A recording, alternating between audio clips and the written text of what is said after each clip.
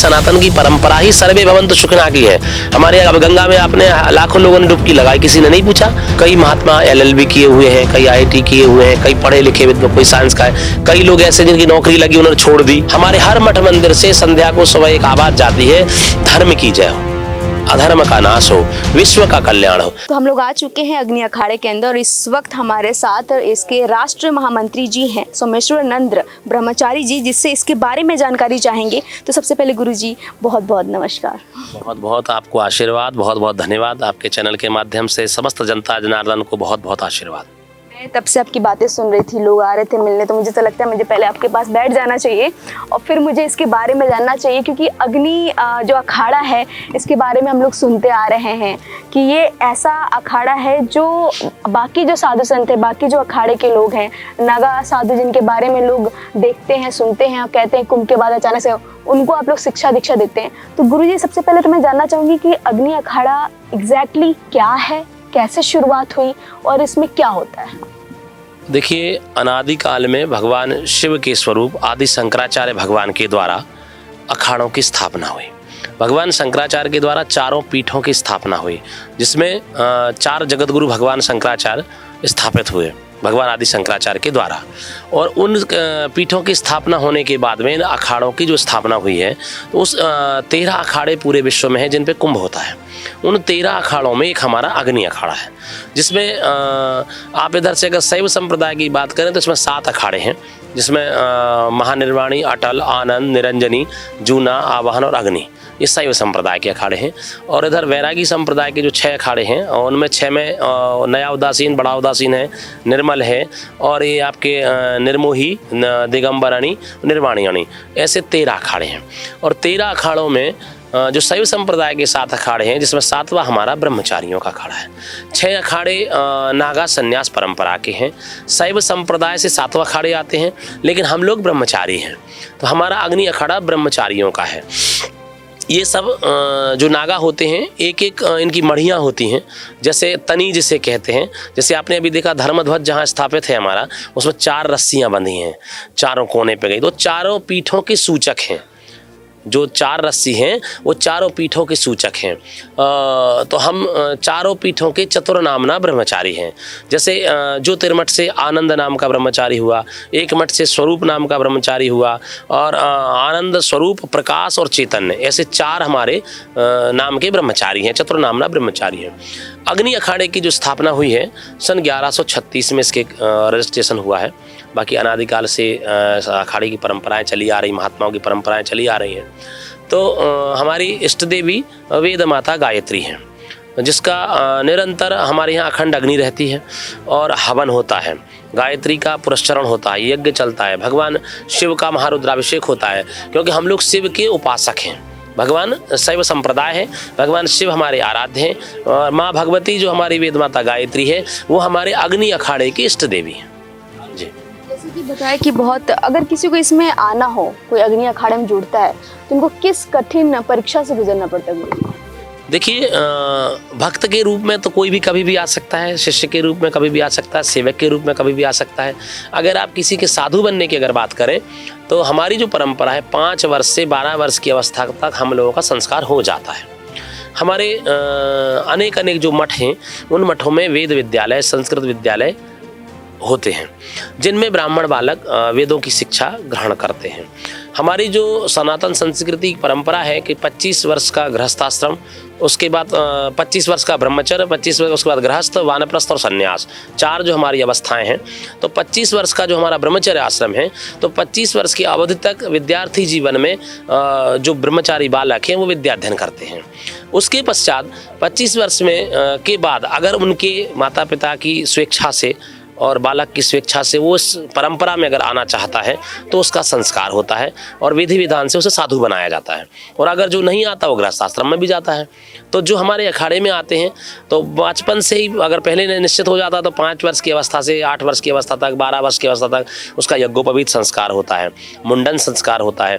वैसे हमारी सनातन की विधा में 32 संस्कार हैं, जिसमें 16 संस्कार हमारे प्रमुख संस्कार होते हैं, जिनमें अन्नप्राशन से लेके अंतिम तक संस्कार जो हमारे हैं, तो जिनमें 16 संस्कार प्रमुख संस्कार है, जिनमें जब साधु बनता है तो उसका मुंडन संस्कार होता है, यज्ञोपवीत संस्कार होता है, दीक्षा संस्कार होता है। तो ये प्रमुख रूप से होता है। जब साधु बनता है तो हमारे यहाँ शिखा सूत्र होता है, मतलब हम ब्राह्मण हैं और अपने इष्ट का भजन पूजन करना, हवन करना, कराना, और जब भी हम संकल्प लेते हैं तो विश्व कल्याण की कामना से हमारा संकल्प होता है। अखाड़े में ब्राह्मण कुल के ही बच्चे आते हैं? बिल्कुल। इस अग्नि अखाड़ा ब्राह्मणों का अखाड़ा, ब्राह्मणों का कहने का तात्पर्य ये नहीं कि कोई नहीं आ सकता, सारे लोग आ सकते हैं, सारे लोग सेवक हैं, सभी धर्म के लोग, मतलब जाति के, धर्म के, सब आने, किसी को कोई मना नहीं, क्योंकि हमारे सनातन की परंपरा ही सर्वे भवन्तु सुखिनः की है। हमारे अब गंगा में आपने लाखों लोगों ने डुबकी लगाई, किसी ने नहीं पूछा कौन है। हमारे यहाँ भी अन्न क्षेत्र चल रहा है, दोनों गेटों पे अन्न क्षेत्र था, यहाँ चलता रात को 12 बजे तक, कोई नहीं पूछता कौन है। लेकिन जो परंपरा की बात है, जैसे पूजन की बात है, विधा की बात है, हवन की बात है, तो एक परंपरा हमारी आदि शंकराचार्य से चली आई कि हम लोग कर्मकांडी हैं। तो जो कर्मकांड ब्राह्मण करते हैं, तो जो हमारी सनातन की परंपरा है, तो हम ब्रह्मचारी होने के नाते कर्मकांड के अधिकारी हैं। शास्त्र कहता है मंत्राधीनम देवता, मंत्रों के द्वारा ईश्वर की प्राप्ति करने का एक उपाय है। तो हम मंत्रों के द्वारा भजन पूजन हवन के माध्यम से और विश्व कल्याण, राष्ट्र कल्याण के लिए कामना करते हैं। आज से अनादिकाल से आप देखें, आज समाज शिक्षित होता जा रहा है, पढ़ना, और हम लोग भी शिक्षा दीक्षा, हमारे यहाँ जितने महात्मा हैं, कई महात्मा LLB किए हुए हैं, कई IIT किए हुए हैं, कई पढ़े लिखे विद्वान, कोई साइंस का है, कई लोग ऐसे जिनकी नौकरी लगी उन्होंने छोड़ दी, है ना, बहुत से लोग हैं, ऐसा नहीं है। तो शास्त्र कहता है विद्या सर्वत्र पूज्येत, ज्ञानी की पूजा सब जगह होती है। विद्या बहुत परम आवश्यक है, विद्याध्ययन होना चाहिए। चाहे वो किसी भी, आप देखिए हर व्यक्ति किसी एक वस्तु में पारंगत होता है, किसी एक धर्मशास्त्र से PhD करता है, कोई कर्मकांड से करता है, कोई किसी साइंस से करता है, कोई जो विद्यार्थी जिस विषय का होता है वो एक विषय में पारंगत होता है। तो ऐसे ही हमारे यहाँ कर्मकांड जो वेद है वो परम आवश्यक है। बाकी आप सब विधाओं का ज्ञान ले सकते हैं, लेकिन वेद अध्ययन करना हमारे लिए परम आवश्यक इसलिए है कि आपको जीवन पर्यंत उन वेदों के माध्यम से ईश्वर की प्राप्ति करने का उपाय, गुरु लोगों की सेवा, माता पिता, सबसे पहले गुरु उसके माता पिता हैं। जब भी वो साधु बनता है पहले अपनी माँ से आज्ञा लेकर ही हमारे यहाँ उसकी एंट्री होती है, उसके माता पिता की स्वेच्छा से ही वो हमारे अखाड़े में उसका आने का संभव हो पाता है। बिना माता पिता की इच्छा के हमारे यहाँ कोई साधु नहीं बनता, वो अपने माता पिता के आदेश से बनता है।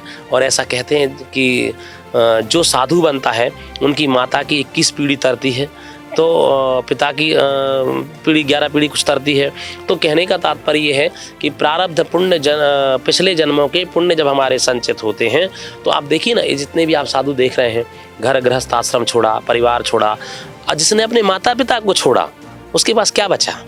उसने केवल आपकी भगवान की, ईश्वर की प्राप्ति के लिए, आम जनमानस की सेवा के लिए और विश्व की कल्याण की कामना के लिए हम लोग साधु बने हैं। तो बस विश्व कल्याण, अब हम सब में अपनी बहन को देखते हैं, अपने माता को देखते हैं, अपने भाई को देखते हैं। संसार हमारा परिवार है। एक गृहस्थ आदमी का परिवार एक बहुत छोटा सीमित परिवार होता है, 2 4 5 लोगों का, पति पत्नी बाल बच्चे माता पिता होता है। हम लोगों का जितना बड़ा विशाल परिवार है, जितने भी हमारे बंधु बांधव, सखा, माताएं, बहनें हैं, वो हमारा परिवार है। उसी को परिवार मानकर हम लोग साधु में साधुता आते हैं और वो दिनचर्या हमारी निरंतर रहती है। चलिए, बहुत अच्छी बात है गुरुजी। हम लोग थोड़ा पीछे जाते हैं। 18 के दशक में आपका ये रजिस्ट्रेशन हुआ था, पंजीकरण कहते हैं।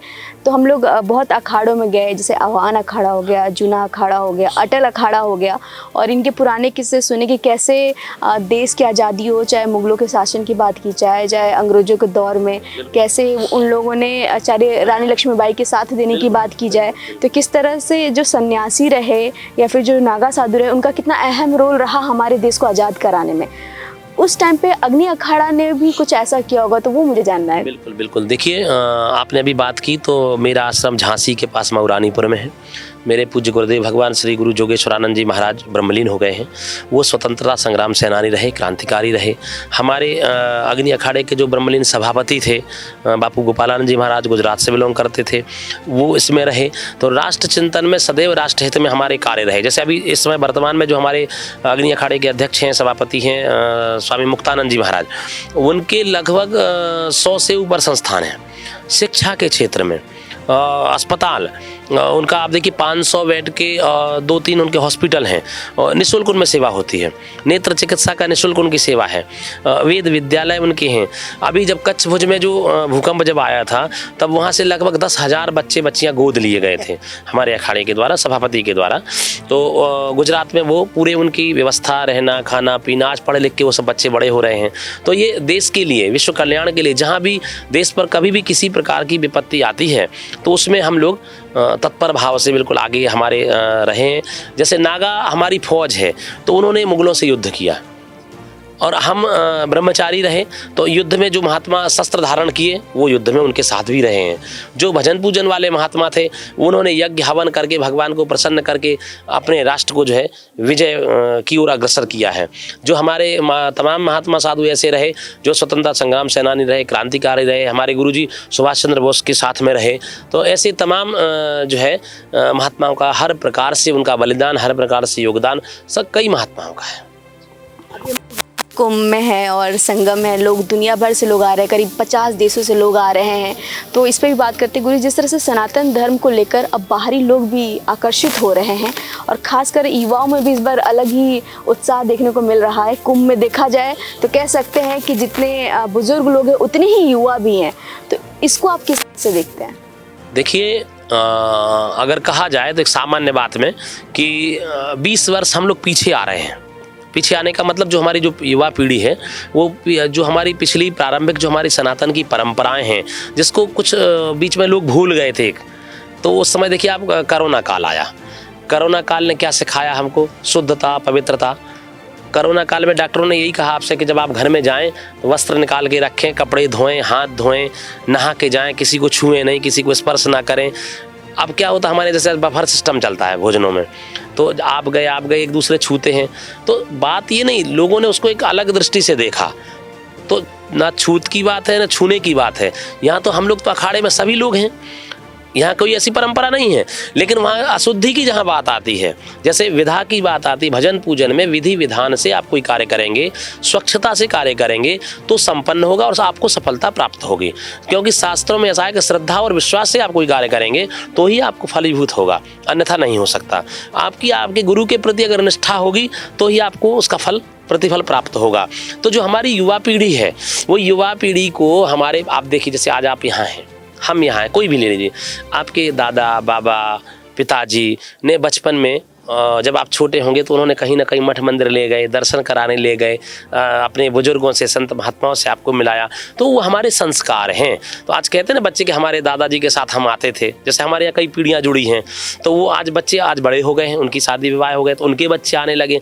परंपरागत वो जब आश्रमों से जुड़े हैं, मठ मंदिरों से जुड़े हैं, यज्ञ हवन पूजन से जुड़े हैं, अपनी सनातन संस्कृति से जुड़े हैं, कृतज्ञता उनके अंदर अगर है तो वो सनातन के रास्ते पर चल रहे हैं। तो आज की जो युवा पीढ़ी है उनको तो आप ये देखिए कि बहुत सुंदर मतलब अच्छा मैसेज जा रहा है कि वो लोग जो है जो हमारी सनातन की परंपरा है उसका निर्वहन कर रहे हैं। देखिए, पढ़ाई करना, अध्ययन करना बहुत अच्छी बात है। जैसे साइंस पढ़ लेना, कोई जो है कोई ज़्यादा पढ़ जाता है तो लोग कहते हैं कि वो साइंस को मानते हैं, धर्म को नहीं मानते हैं। तो ऐसा नहीं है, क्योंकि देखिए आध्यात्म कहीं ना कहीं शासन, प्रशासन और आध्यात्म सबका अलग अलग विधा, अलग अलग काम है। आध्यात्म की आप देखिए ना, हनुमान चालीसा आपने भी पढ़ा होगा, उसमें लिखा है युग सहस्त्र योजन पर भानु, 1000 योजन की दूरी पर हमारा सूर्य है। ये कब हमारे आध्यात्म ने बता दिया, उसकी तलाश साइंस ने आज की। तो कहीं ना कहीं साइंस को ये लगा कि हमसे पहले आध्यात्म है, और जो आध्यात्म जगत में है, जो शास्त्र विदित है, शास्त्र कहता है श्रुति स्मृति पुराणाम, जो हमारे शास्त्र हैं, पुराण हैं, इतिहास हैं, उनके निशान पर ही हम चलते हैं। आप ये जैसे आपके घर में कोई परंपरा होती तो आप क्या कहते हैं, हमारे माता पिता ऐसा करते थे इसलिए हम ऐसा करते हैं। तो श्रुति और स्मृति ये तो याद कहते हैं हम लोग। तो स्मृतियाँ हमारी क्या होती हैं कि हमारे गुरु लोग जो परंपरा करते थे, कई ऐसे प्रकरण हैं जो आपको किताबों में नहीं मिलेंगे, पुस्तकों में, ग्रंथों में नहीं मिलेंगे, लेकिन हमारे माता पिता, हमारे गुरु लोगों का जो अनुभव है, उस अनुभव से कई आपको ऐसे महात्मा मिलेंगे जो कुछ नहीं पढ़े, लेकिन गुरु कृपा केवलम, गुरु ही कृपा, ऐसी कृपा हुई उन पर कि वो पढ़े लिखों को भी फेल कर देते हैं। कह सकते हैं कि शायद यही वजह है कि विभिन्न धर्मों के लोग भी हमारे सनातन धर्म में रुचि ले रहे हैं। बिल्कुल, आप ये देखिए ना, ये जैसे अभी कुंभ हुआ, एक कुंभ का एक माध्यम है। कुंभ भारत का नहीं अपितु तो विश्व का महाकुंभ है।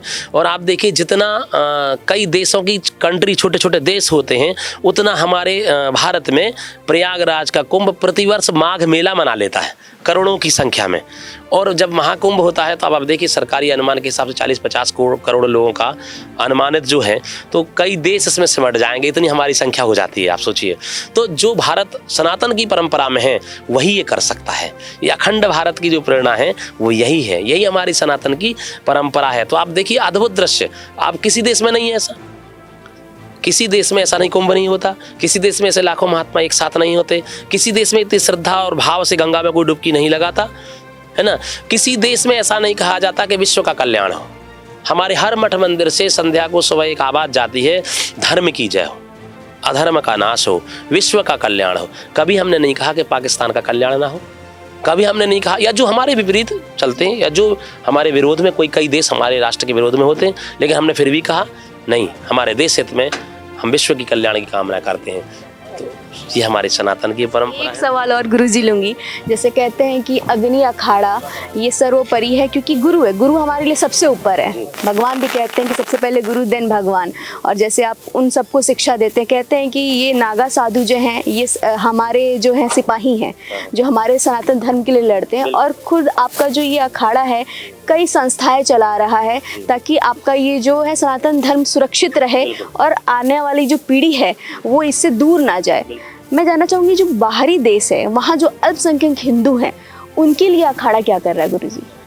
हम चाहते हैं उन अल्पसंख्यक हिंदू हैं वो आएँ और उनके लिए देखिए देश हित में तो कार्य हो रहा है। प्रधानमंत्री जी ने भी कई बार उनके लिए कई योजनाएं ऐसी बनाई हैं और जो हैं वो हमारे देश में आ सकते हैं और उनके लिए वहाँ भी व्यवस्थाएं उनकी हो रही हैं।